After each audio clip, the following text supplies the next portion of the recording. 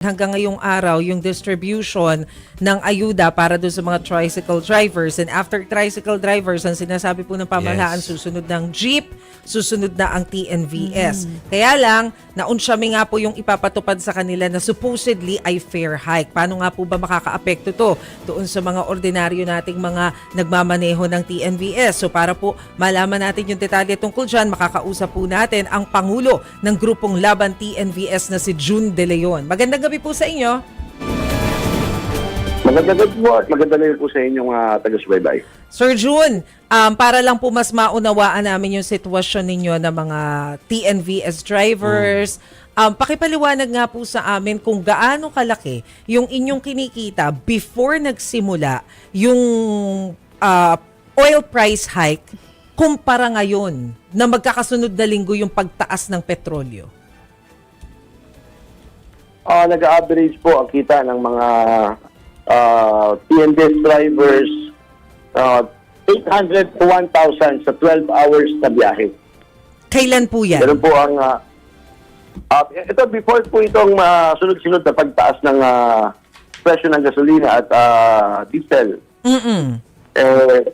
Ngayon po halos na doble na po ang presyo ng presyo ng diesel at gasolina. Kaya ginagawa na lang po ng ating mga kasamahan na TNVS driver, extend na nila yung biyahe nila from 12 hours to 16 hours. Pero ito pong mga nakaraan sa sobrang taas talaga ng gasolina at diesel, sa loob ng 16 hours at 300, no? 300 na lang ang kinikita. Grabe. Mas minapabuti po ng ibang mga kasamahan natin na isauli muna, lalo na yung nagbaboundary. Isauli muna yung binaboundary nila na sasakyan at nakiusap sila na pag maayos na ang lahat, saka sila babalik. Pero ang tama po ito yung sa operator. Dahil yung sasakyan po ay inutang sa bangko. Right. Usually po ba magkano po ang boundary kapag sa TNVS? Depende po sa sasakyan. Meron pong 1,000 hanggang 1,500. Depende kung sedan o kung ano, yung 6-seater, ganon. Tama po. Opo. So kung ganon, 1,000 to 1,500 yung boundary, magkano po usually yung inaalat na panggasolina sa isang araw? Doon sa 12 hours, for example, na biyahe. Minimum po dyan ay 1,000 kapag 1,000. ganyang kahabang biyahe. So, Tama ibig sabihin, more or less, nasa 2,500 yung kailangan mong isube, tapos yung matitira doon yung kita. Yung sinasabi po ninyo na 300 pesos na kita for 16 hours, yun na lang yung natitira. Opo. Yung 16 hours, talagang mas lumaki kasi ang expenses. Isipin po natin na 20 litro kada araw ang ikinakarga ng mga TNVS drivers. Magkano na po ang itinaas ngayon? Kanina po nasa Shell tayo, 100 na ang diesel. Ang laki po ng nilaki, sobrang taas. Pag ikaw diesel ginagamit mo, parang natagdagan ka ng 500 to 600 sa isang araw. Opo. Pero First na expenses pag ikaw ay nagdadrive sa TNVS. kaya lang po, kahapon, nag-anunsyo nga si Presidente Marcos na hold muna, suspended muna yung fare hike kasi kawawa naman yung mga ordinary passengers. So, pero bibigyan naman daw ng additional na ayuda yung nasa transportation sector. Ano po ang pananaw ninyo dito? Yung usaping ayuda po. Alam nyo, ito ang ayuda, tutol po tayo dyan sa mga ayuda. Although nakakatulong siya, no? Pero alam niyo po tayo mga Pilipino, sanay po tayo pinagtatrabahuhan yung kinikita natin. Ha? Hindi tayo sanay na humihingi na lang sa gobyerno. Sa amin po TNVS, mas gusto po namin na imbis na ayuda ang binigay sa mga public utility vehicle. Bakit hindi na lang tapisan yung isuspend muna yung mga yung taxes ng crudo at gasolina. Sa ganun, willing naman po kami magserbisyo sa ating mga kababayan. basta kahit papano, magawa ng paraan ng gobyerno na mapapaba yung ikinakarga namin gasolina at diesel. Mm-mm. So, sir, sorry. Ayun. Go ahead. Yes, may add po kayo, sir? Okay. Yeah. Patungkol naman po dun sa desisyon ng Pangulo na laban na, binawi pa.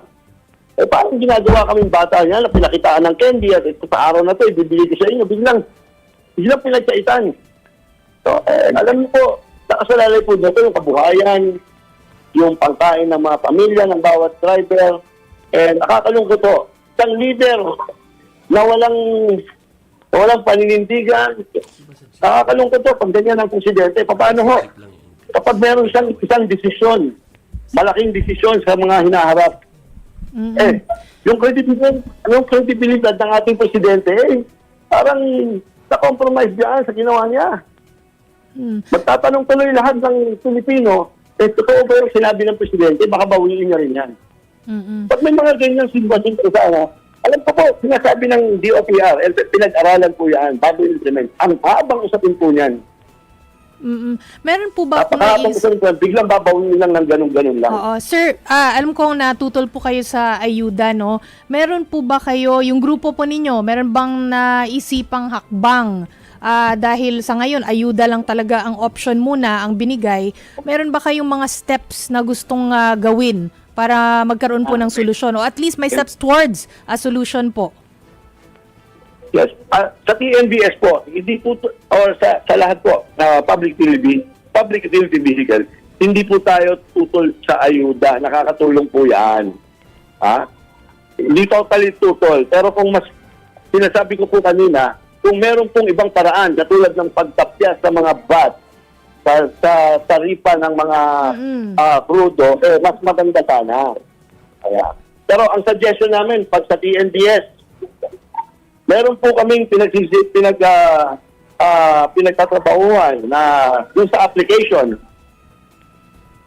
Meron pong komisyon yan na kinukuha sa amin. Meron pong 10% at 25 to 30% na komisyon na kinukuha sa amin. Bakit po sinasabi natin sa ating gobyerno, i-regulate po sana natin ito para hindi tumataas ng husto. Malaki pong bagay po ito para sa aming mga TNVS driver.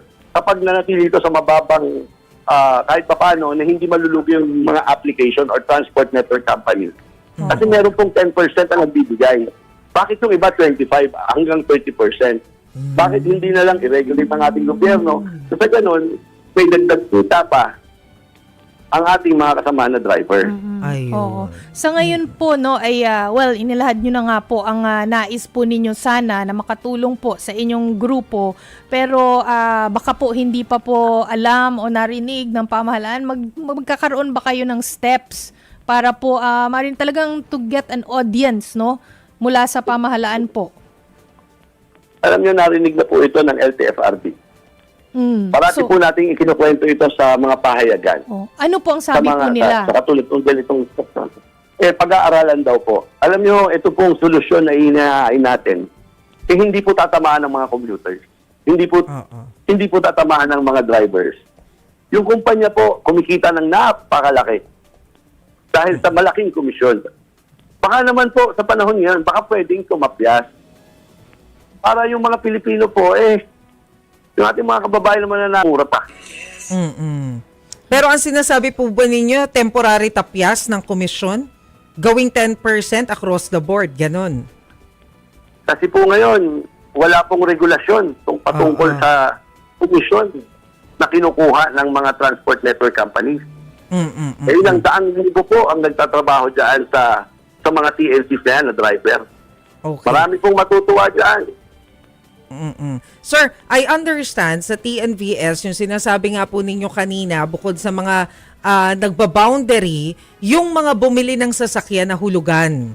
Ano po, yung operator. So, I understand na yung pinanguhulog nila dyan, kinukuha rin doon sa kikitain nila na pang-araw-araw. Ano yung naririnig po ninyong kwento nung mga kumuha ng sasakyan na hulugan? Anong plano nila? Paano mahuhulugan niya kung kakarimpot pala yung kita? Ay sigurado ho, kung wala talagang income ang mga sasakyan na kinuha nila, depende ho sa bangko yan. Kung meron silang usapan na talagang pwedeng sa panahon ngayon, katulad ng pandemya, nagbigay sila ng konting palugit. O, kung meron pong gano'n, mas maganda po. Pero ngayon po, wala pong gano'n eh. Kapag hindi ka nakahulog ng isa hanggang 2 buwan, pwedeng hatakin ng bangko yan anytime. Mawawala po ng hanap buhay. At ito po, mauuwi po ito sa kakulangan ng TNVS na sasakyan. Kapag ito po ay lumala. Pero ngayon, may naririnig po ba kayo sa inyong grupo na nahahatak na yung sasakyan o masyado pang maaga? Meron po kasing mga ilang mga operators tayo na talagang isinugal lang yung kanilang kakarampot na ipon or nangutang pang down sa mga sasakyan. So, binabayaran nila yung pinang-down nila at binabayaran din nila yung bangko na pinag-utangan nila ng kabuuan ng sasakyan. So, talaga po yun. Walang tabi yun. Kaya mauwi po talaga ito sa hatakan at mawawala po sila ng hanap buhay. Okay. Sige po, ano po yung panawagan na lamang ninyo para sa mga TNVS? Ngayon po, talagang pinakiusapan namin nung tumataas ang presyo ng gasolina at diesel, yung mga drivers, na konting tiis lang. Pero talagang decidido po sila na isoli yung mga sasakyan at magtrabaho na lang muna ng iba. Pero nung narinig po nila na merong fare increase ang TNVS, lumakas po ang loob nila. Pero nung kahapon, nung narinig nila yung Pangulo, talaga pong nanglumo po ang karamihan at halos lahat ng TNVS driver na talagang naging excited ulit na kahit paano, lalaban kahit mataas ang gasolina, lalaban po sa kalsada para magserbisyo sa ating mga kababayan. Ngayon po, pinagdadasal po natin yung desisyon ng ating Pangulo. Andun po yung mga kasamahan natin sa Welcome Rotonda. May vigil po doon. Yung mga kasamahan natin ng DLTS na sana maliwanagan sila at sana maipriority nila yung diskarte o desisyon na pwedeng magpataas ng kahit konting kita ng mga drivers kahit na mataas ang gasolina at diesel.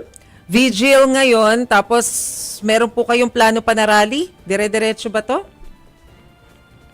Alam niyo po, mga TNVS driver, hindi po masyadong sumasama sa mga ganyan, mga protest rally. Ito po, pamamaraan po nila para parating din. At siyempre, gusto nila mapayapang approach para kahit paano, hindi rin masyado na po magulo ang ating bayan.